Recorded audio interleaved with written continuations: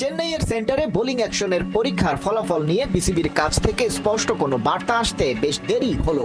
তবে আগে থেকেই কানা ঘুষা দ্বিতীয়বার অ্যাকশন পরীক্ষায় পাশ করতে পারেননি বিশ্বসেরা অলরাউন্ডার। আর বোলিংটা করতে না পারলে সাকিবের ব্যাপারে ইন্টারেস্ট নেই বিসিবির। দল নির্বাচনের ব্যাখ্যায় গাজী আশরাফ হোসেন লিপুর কথা, টিম কম্বিনেশন নামের গোলক ধাঁধা মেলাতে গেলে কেবল ব্যাটার সাকিবের সেখানে জায়গা দেয়া যায় না। সাকিব আল হাসানের অবস্থানটা ছিল একজন ব্যাটসম্যান হিসেবেই আমাদের কাছে, এবং আমাদের এই দলে আসলে টিম কম্বিনেশনটা সাজাতে গিয়ে শুধু ব্যাটসম্যান হিসেবে তাকে আমরা এই 15 জনে অ্যাকোমোডেট করতে পারিনি। কিন্তু প্রধান নির্বাচক নিজেই বলছেন বাংলাদেশের ব্যাটিং লাইন বেহাল, স্পেশালি টপ অর্ডার। দুবাইয়ে আগামী মাসের 20 তারিখ ভারতের বিপক্ষে ম্যাচ দিয়ে টাইগাররা শুরু করবে এবারের হাইব্রিড মডেলের চ্যাম্পিয়ন্স ট্রফি।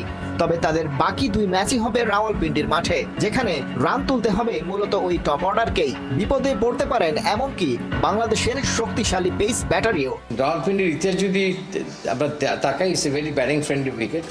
স্পেশালি 2023-এ নিউজিল্যান্ড এখানে যে ম্যাচটা খেলেছে আপনি দেখেছেন, 2 দলেরই টপ অর্ডার রান করেছে। সো দ্যাট ইটস ইম্পর্টেন্ট যে আপনার 2 দলেরই টপ অর্ডারে রান করতে হবে। আমাদের তো টপ অর্ডার নিয়ে আমরা ব্যাটিং সংখ্যায় আছি, এটা কিন্তু অস্বীকার করলে হবে না বেশ কিছুদিন ধরে। এই জায়গায় একজন ব্যাটার সাকিবও তো হতে পারতেন সমাধান। মূল অস্ত্র বোলিং এ নিষিদ্ধ হতে পারেন, কিন্তু ব্যাটার হিসেবে টাইগার টপ অর্ডারের গ্যাপ মেটাতে সাকিবের চেয়ে ভালো বিকল্প আর কি বা থাকতে পারে, বিশেষ করে লঙ্গার ভার্সনে। কেন তবে দিব্যি ফ্র্যাঞ্চাইজি ক্রিকেটে পারফর্ম করে বেড়ানো সাকিব মিস করলেন চ্যাম্পিয়ন্স ট্রফি ট্রেন্ড? এবারে প্রধান নির্বাচকের ব্যাখ্যায় ধোঁয়াশা, সঠিক কারণটা হয়তো থেকে গেল অজানাই। পাবলিকলি এত ওপেনলি সাচ এ লিজেন্ডারি ক্রিকেটের কোন জায়গাটার জন্য তাকে দলে রাখা গেল না, এটা খুব একটা ভালো কথা না এগুলো ডিসকাস করা।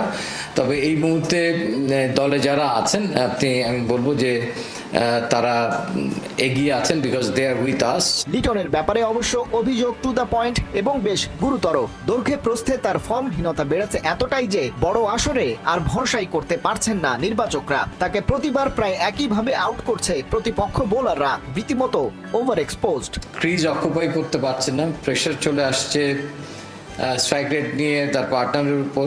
Number 3 is getting exposed. অনেকগুলো ম্যাচই তাকে আমরা হোয়াইট বল ক্রিকেটে সুযোগ দিয়েছি। অনেক সময় একটা ব্যাটসম্যান আউট অফ ফর্ম থাকলেও যখন তার প্রতি অনেক সময় ঠিক আস্থার জায়গা থেকে দলে সিলেক্ট হয়, সেই জায়গাটা আমার মনে হয় যে এই মুহূর্তে তিনি সেই অবস্থানে নেই। সৌম্য সরকার এবং Tamim, they are doing well as a pair, so that